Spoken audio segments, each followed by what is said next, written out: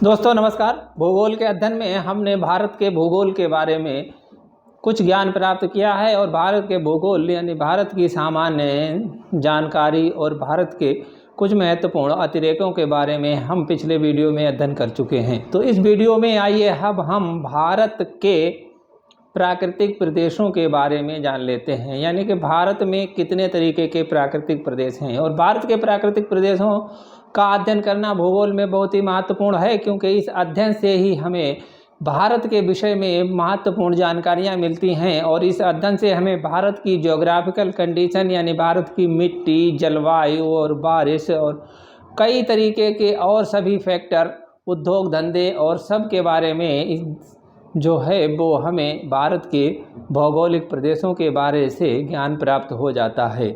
क्योंकि हम भारत के यदि भौगोलिक प्रदेशों के बारे में जानकारी नहीं रखते हैं तो हमें भारत का अन्य भूगोल समझने में न रटना ही पड़ेगा, याद करना पड़ेगा। यदि हम भारत के प्राकृतिक प्रदेशों को समझते हैं तो हमें भारत का भूगोल जो है अच्छे से समझ में आता चला जाएगा और हमें जो है वो रटने की ज़रूरत नहीं पड़ेगी।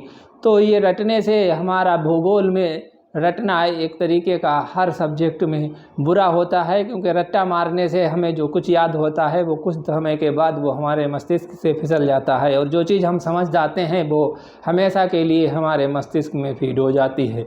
तो दोस्तों आइए अब हम देख लेते हैं कि भारत के प्राकृतिक प्रदेश कौन कौन से हैं। तो यहाँ पर हमने भारत का नक्शा बना लिया है और भारत का मैप कुछ इसी तरीके का है।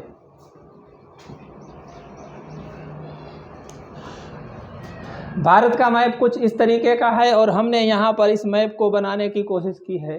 तो ये भारत का एक मैप है और इस भारत के मैप में हम देख लेते हैं कि भारत के वो कौन से प्राकृतिक प्रदेश हैं। तो प्राकृतिक प्रदेशों को हम देख लेते हैं कि हम यहाँ पर केवल इन 6 प्राकृतिक प्रदेशों का ही अध्ययन करेंगे। नंबर 1 पर है उत्तर का पर्वतीय प्रदेश, दूसरा है उत्तरी भारत का मैदान, तीसरा है प्रायद्वीपीय या दक्षिण का पठार, चौथा है तटीय मैदान और पांचवा है थार का मरुस्थल तथा छठा है भारत के द्वीप समूह।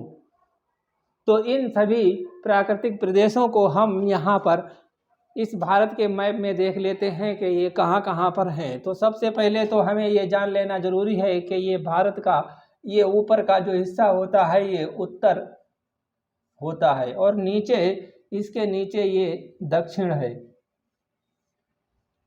ये दक्षिण है और इधर की जो साइड होती है ये पूरब है और ये इधर की जो साइड है ये पश्चिम है।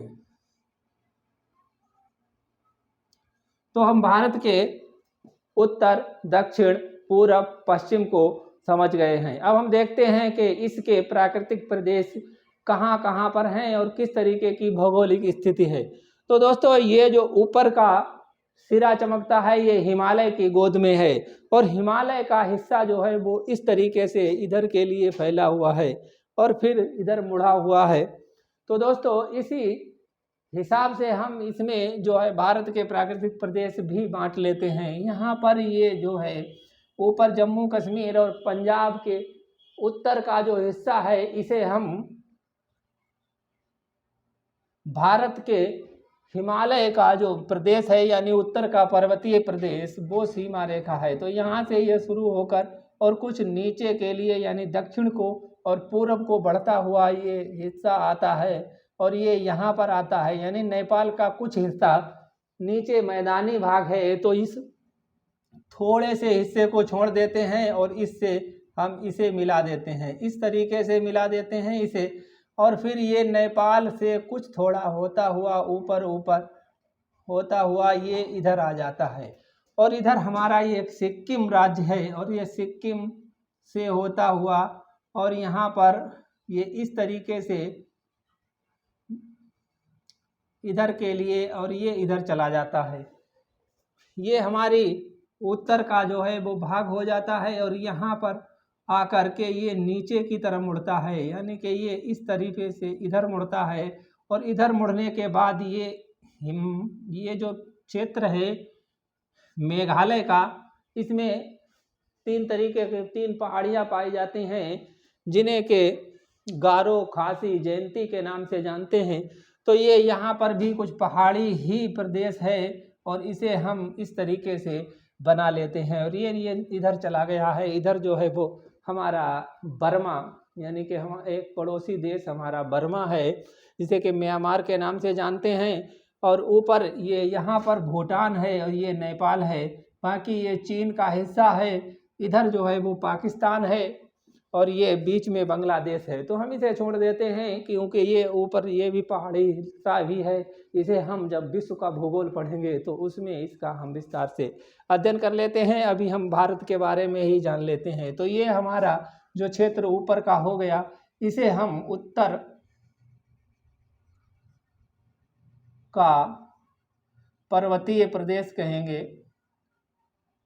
पर्वतीय प्रदेश। और यह पर्वतीय प्रदेश यहाँ जम्मू कश्मीर अरुणाचल प्रदेश तक होता है हमारा। इसमें नेपाल बीच में जो है वो दूसरा देश आ जाता है, और इधर फिर सिक्किम आता है, फिर भूटान देश आ जाता है, फिर हमारा जो है असम और अरुणाचल प्रदेश आता है। इधर त्रिपुरा, नागालैंड और मिजोरम ये जो है वो राज्य आते हैं।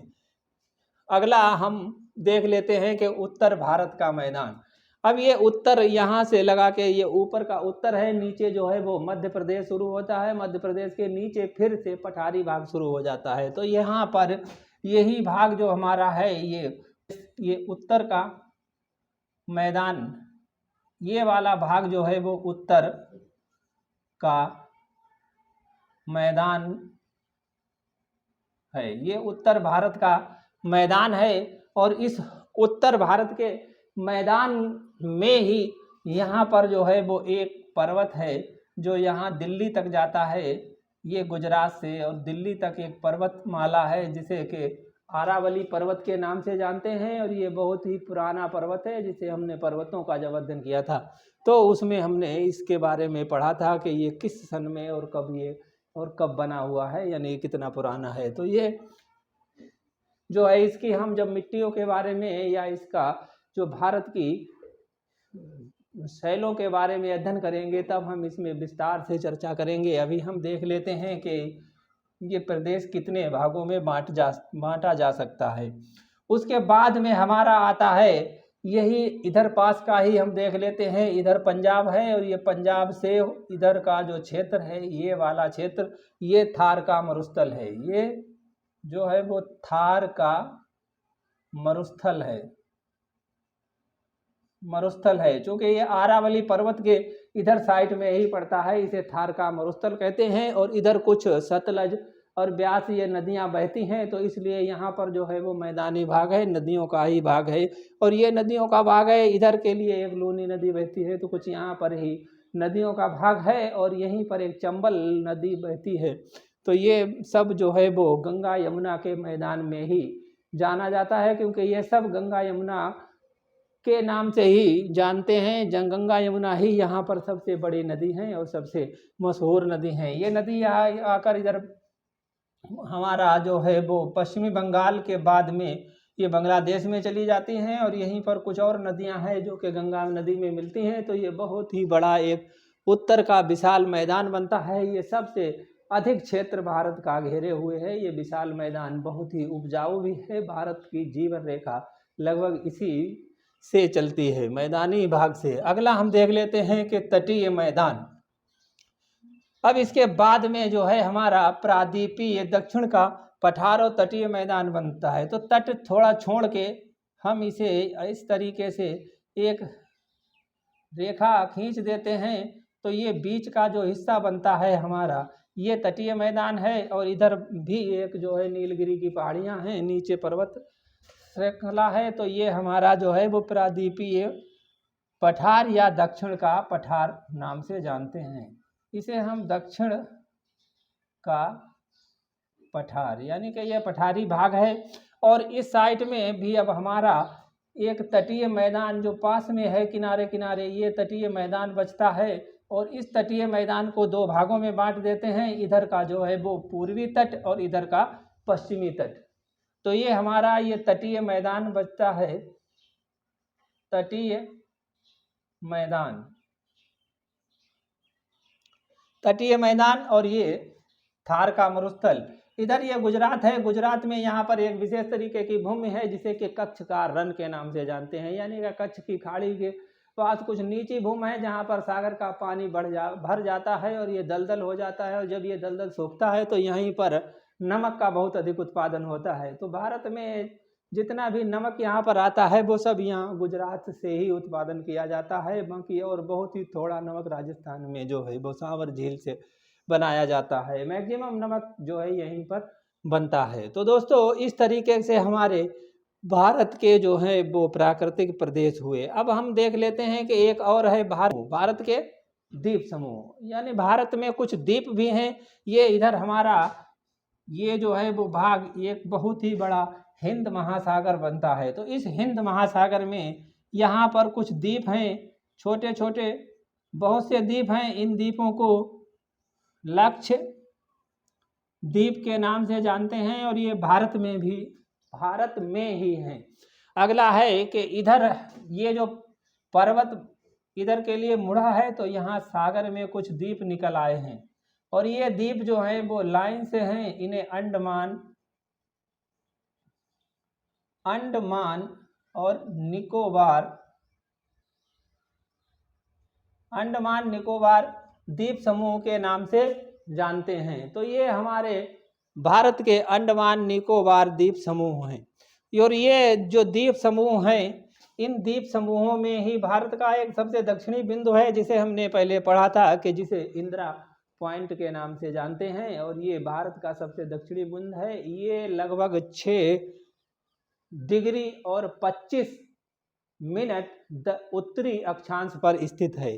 तो इस तरीके से हमारे भारत के प्राकृतिक प्रदेश हुए, यानी ये भारत का प्राकृतिक प्रदेशों का अध्ययन हुआ। और ये भारत का प्राकृतिक प्रदेशों का अध्ययन हमें समझ लेना बहुत ही जरूरी है, क्योंकि आगे जब हम भारत के उद्योग धंधे या भारत का मिट्टी, भारत के खनिज, भारत के उत्पादन के बारे में जब अध्ययन करेंगे तो हम इन भारत के भौगोलिक प्रदेशों का बहुत ही अधिक महत्व होगा। यानी भारत के ये बहुत ही अधिक महत्वपूर्ण भौगोलिक प्रदेश हैं। यदि भारत के भौगोलिक प्रदेशों का अच्छे से ज्ञान नहीं है, यानी हम नहीं समझते हैं कि भारत का कौन सा भौगोलिक प्रदेश कहाँ तक है और किस राज्य में है और भारत के किस क्षेत्र में है, तो हम आगे का अध्ययन कर ही नहीं सकते। अगर करेंगे तो वो हमें याद ही नहीं होगा, हम उसे भूलते ही जाएंगे। क्योंकि यदि हमें ये नहीं पता है और हमसे पूछ दिया जाए कि भारत में मिट्टी यानी पर्वतीय मिट्टी कहाँ पर पाई जाती है, तो हम क्या करेंगे? अगर पर्वतीय मिट्टी का हम यहाँ निशान लगा देते हैं तो वो गलत हो जाएगा, और पर्वतीय मिट्टी का निशान अगर इस साइड में लगा देते हैं तब भी गलत होगा, अगर यहाँ लगाते हैं तब भी गलत होगा। क्योंकि पर्वतीय मिट्टी अगर मिलेगी तो हमें इस हिमालय क्षेत्र में ही मिलेगी। और अगर हमें ये पूछ दिया जाए कि हमारे जो भारत है इसमें जो बालू की मिट्टी है वो कहाँ पर मिलेगी, यानी रेत जैसी मिट्टी, रेतीली मिट्टी कहाँ पर मिलेगी, तो रेतीली मिट्टी हमें थार के मरुस्थल में मिलेगी। ये मरुस्थलीय मिट्टी या रेतीली मिट्टी हमें यहाँ पर मिलेगी। अगर ये इस भाग को छोड़कर हम और कहीं पहुँच जाते हैं तो वो हमारा गलत ही रहेगा, और वो तो फिर आप ही जानते हैं कि परीक्षा में या अन्य कहीं पर भी हम 4 लोगों में बैठे होंगे, अगर हम कह देंगे कि हाँ कहाँ है तो क्या हाल होगा हमारा, और ये तो सब जानते हैं। तो इसलिए हमें भारत के इन भौगोलिक प्रदेशों को अच्छे से समझ लेना चाहिए, क्योंकि हमारे भारत में बहुत ही विविधता है। यानी संसार में जितने भी तरीके की मिट्टियाँ पाई जाती हैं, लगभग सभी मिट्टियाँ, 1-2 मिट्टियों को छोड़कर सारी मिट्टियाँ हमारे भारत में पाई जाती हैं। और संसार में जितने भी तरीके का मौसम है वो लगभग सभी मौसम हमारे इस भारत में पाया जाता है। और संसार में जितने भी तरीके के खनिज हैं, लगभग सारे खनिज भी हमारे भारत में पाए जाते हैं। और संसार में जितने भी तरीके के धर्म हैं वो भी हमारे भारत में पाए जाते हैं। और संसार में जितने भी तरह के उत्पादन होते हैं, यानी जितने भी तरीके की कृषि होती है वो सारे कृषि हमारे भारत में होती है। तो इसलिए हमें भारत के भौगोलिक क्षेत्रों का अध्ययन अच्छे से कर लेना बहुत ही ज़रूरी है। तो हम इसके बाद में आगे और अध्ययन करेंगे। सबसे पहले तो हमें यही समझ लेना बहुत ही ज़रूरी है, क्योंकि ये भारत का उत्तर का पर्वतीय क्षेत्र होता है और ये हमारा बीच का जो हिस्सा है ये मैदानी भाग है, ये गंगा यमुना का मैदान, उत्तर का विशाल मैदान इस नाम से जानते हैं। और जब हम इधर साइड में बढ़ते हैं तो ये हमारा थार का मरुस्थल है। वहीं ये थार के मरुस्थल के जब नीचे साइड में बढ़ते हैं तो ये हमारा दक्षिण का पठारी भाग है या प्रादीप का पठार। ये प्रादीपीय पठार और जो साइटें हैं यानी कि ये जो दोनों हमारे तट हैं और तट के पास में हमारी जो है समुद्र तटीय मैदान है जो कि समुद्र के सागर के द्वारा काट छाट कर इन्हें बना दिया गया है। यहाँ पर हमारा कच्छ का रण है, कच्छ का रण है और इस साइड में लक्षद्वीप हैं, ये पश्चिम में है और इस साइड में जो है वो अंडमान निकोबार द्वीप समूह है। तो ये चीज़ें हमें मोटी मोटी चीज़ें हैं, ये तो याद ही रखना चाहिए, क्योंकि हम कहीं पर जब बैठकर बात करते हैं तो भी हमें इस चित्र को अपने मस्तिष्क में रखना चाहिए, तभी हम कहीं बात करने पर अपना प्रभाव डाल सकते हैं या हम सच साबित हो सकते हैं। नहीं तो हम कुछ भी कह देंगे कि हम अगर कह देंगे कि हाँ अरब सागर में जो है हमारे अंडमान निकोबार द्वीप समूह हैं तो क्या होगा, क्या फजीयत होगी, ये तो आप लोग ही जानते हैं। तो इस तरीके से ये सारी मैप जो है भारत के हर नागरिक को चाहिए कि उसे इस भारत के मैप के बारे में पता हो और भारत का पूरा मैप उसे पता हो, चाहे वो कुछ भी हो, काम कुछ भी करता हो, लेकिन अगर भारत का नागरिक है तो इतनी जानकारी तो उसके लिए बहुत ही ज़रूरी हो जाती है। तो दोस्तों मिलते हैं अगले वीडियो में, तब तक के लिए जय हिंद।